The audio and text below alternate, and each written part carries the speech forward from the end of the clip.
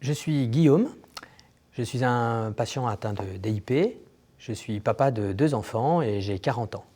Pour ma part, en fait, j'ai été diagnostiqué avant ma naissance parce que c'était une maladie héréditaire connue dans la famille. Il y avait déjà eu des décès dans ma famille et ainsi les médecins ont pu diagnostiquer ma maladie juste avant ma naissance.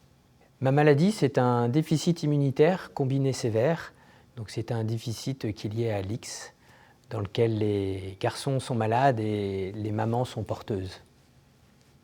Ma maladie, en fait, elle a eu évidemment un impact tout au long de ma vie, mais qui n'est pas toujours nécessairement négatif.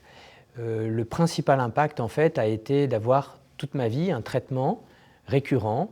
Donc depuis toujours, une fois par mois, eh bien, je reçois des immunoglobulines en intraveineuse et c'est finalement la plus grande contrainte que j'ai à gérer.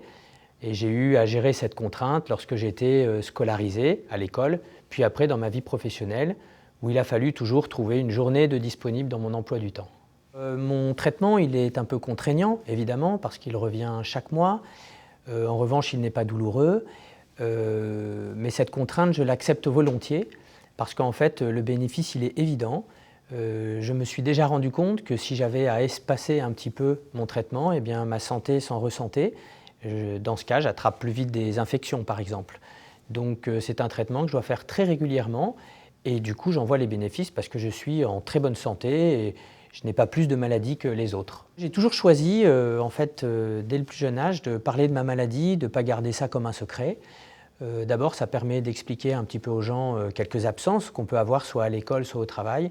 Et puis, ça permet aussi de dédramatiser la maladie, d'expliquer qu'on peut être malade et pour autant en bonne santé.